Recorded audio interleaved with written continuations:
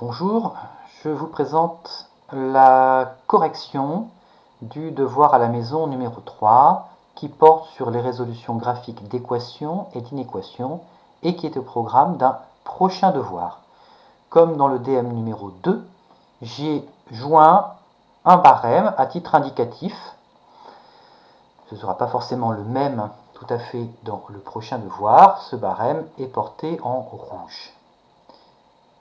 Premier exercice, première situation, donc résoudre graphiquement f de x égale 3. Alors attention, on a une fonction f et une fonction g représentées. La fonction f comme la fonction g sont toutes les deux représentées sur l'intervalle moins 3, 2. Voilà pourquoi on ne va pas plus loin de part et d'autre. Et on précise que g est une fonction affine. On sait qu'une fonction affine est représentée par une droite. Donc ce trait rectiligne représente la fonction g, le trait courbe représente la fonction f. Première situation, f de x égale 3. Donc finalement, ça revient à chercher les antécédents de 3 par f. Le 3 en question, c'est celui-là. Il y a autant de points d'intersection qu'il y a de solutions. Point d'intersection entre cette droite horizontale, la droite de la graduation, y égale 3, et la courbe. Un premier point, un deuxième point, les solutions sont les abscisses, donc moins 1 et 1. Deux solutions, elles sont marquées entre accolades. f de x strictement positif. Ce sont les abscisses des points de la courbe de f, donc ce qui est courbe, qui sont strictement au-dessus de 0, dit autrement, strictement au-dessus de l'axe des abscisses. Donc la portion que je suis avec le curseur, ici, jusque là. Donc 2 moins 2 jusqu'à 2, puisqu'on ne va pas plus loin que 2, c'est la borne supérieure du domaine de définition.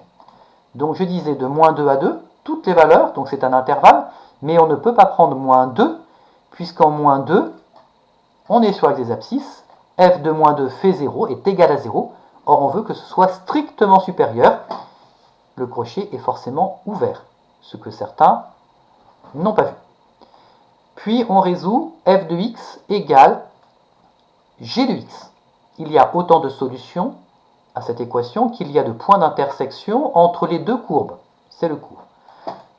Un point d'intersection, deuxième point d'intersection, troisième point d'intersection. Trois solutions. Les solutions sont les abscisses. L'abscisse de ce point, c'est moins 2. L'abscisse de ce point, c'est 0. L'abscisse de ce point, c'est 1. Moins 2, 0 et 1, entre accolades, il n'y a que 3 solutions. Enfin, résoudre f de x supérieur ou égal à g de x. Les solutions sont les abscisses des points de la courbe de f qui sont au-dessus de ceux de g. Donc ce tronçon-là et le tronçon ultérieur. De moins 2 à 0, puis de 1 à 2. On accepte que ce soit égal, donc les abscisses des points d'intersection font partie des solutions, tous les crochets sont fermés, donc le premier intervalle, on dira et le deuxième, mais en vérité c'est ou, et c'est marqué par le symbole réunion.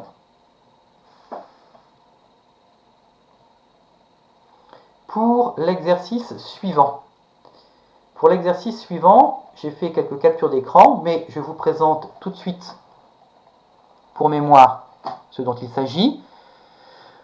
J'évalue deux choses. Votre capacité à utiliser de manière pertinente la calculatrice graphique afin de représenter deux fonctions sur l'intervalle moins 5, 5 et à l'aide de ces représentations graphiques à la machine, de résoudre, comme dans l'exercice 1, des équations et des inéquations.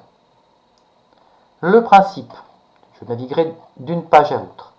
Le principe en mode graphe est d'écrire les deux fonctions. Éviter d'en faire apparaître d'autres, ça va brouiller la lecture graphique que l'on attend. D'ajuster la fenêtre au mieux. Alors, ça veut dire quoi, ajuster au mieux?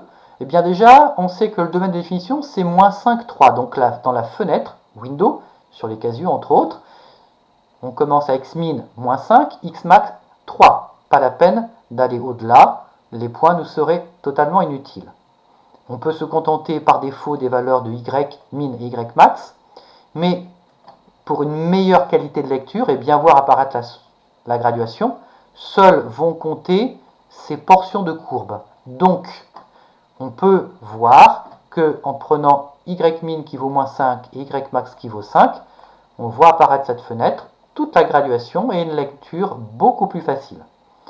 Je vais devoir l'indiquer entre cet écran et la page suivante. Résoudre un ensemble d'équations, f de x égale 2, f de x égale moins 2, f de x égale moins 5. Donc ces nombres 2, moins 2 et moins 5 sont à lire sur l'axe des ordonnées. 2. La fonction f, c'est celle-là, le trait foncé, pas le trait clair. Il y a autant de solutions qu'il y aura d'intersections avec le trait horizontal que l'on peut voir sur la calculatrice, qui n'est pas forcément lisible ici. Ce point d'abscisse moins 3 et ce point d'abscisse 2. Donc entre accolades, moins 3, 2. f de x égale moins 2, cette fois-ci, lecture graphique, ici, deux points d'intersection, ce point d'abscisse 1 et ce point d'abscisse moins 2, donc entre accolades, moins 2 et 1. Enfin, f de x égale moins 5 c'est cette graduation, la courbe ne recoupe pas, moins 5 n'a pas d'antécédent, donc on retrouve tout ceci sur le corrigé, les valeurs moins 3 et 2 entre accolades, je les ai dites, les valeurs moins 2 et 1 entre accolades, je les ai dites, et le fait qu'il n'y ait pas de solution, c'est l'ensemble vide. On termine par f de x égale g de x, deux solutions, il y a, on le sait, autant de solutions qu'il y a de points d'intersection entre les deux courbes. Moins 3 et 1 sont les abscisses de ces deux points d'intersection, on retourne voir ça sur la courbe. Un premier point, abscisse moins 3, un deuxième point, abscisse 1. Deuxième aspect, résoudre des inéquations. On retrouve les valeurs 2 et moins 2, mais cette fois-ci avec des symboles de comparaison. Plus petit et strictement plus grand. Plus petit, on cherche les points de la courbe qui sont au-dessous de la droite horizontale d'équation y égale 2. On retrouvera les points d'intersection d'abscisse moins 3 et 2. Donc le trait 2 ici, d'accord, être en dessous. Ce sont tous ces points, donc les abscisses de moins 3 à 2. On a dit inférieur ou égal, donc on prend les bornes. Maintenant, strictement plus grand que moins 2. On va être au-dessus de la droite horizontale de tout à l'heure. Moins 2. On imagine le trait, je ne peux pas le représenter. On est sur ce tronçon-là et sur celui-là. Donc, toutes les abscisses jusqu'à l'abscisse de ce point, mais on ne la prendra pas puisque c'est strictement au-dessus.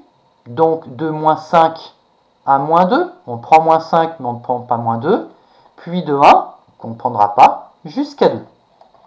D'où la réunion des deux intervalles.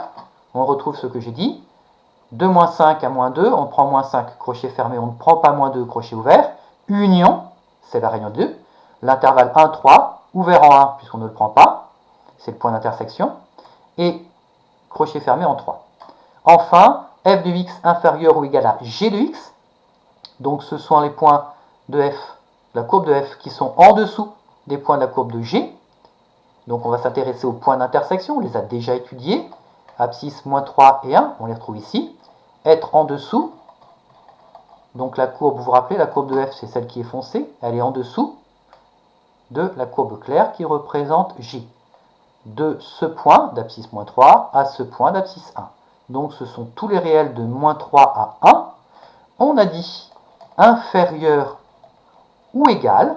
Donc on prend les bornes, puisque pour les bornes, pour x égale moins 3 et pour x égale 1, f de x égale g de x, nous l'avons vu ici.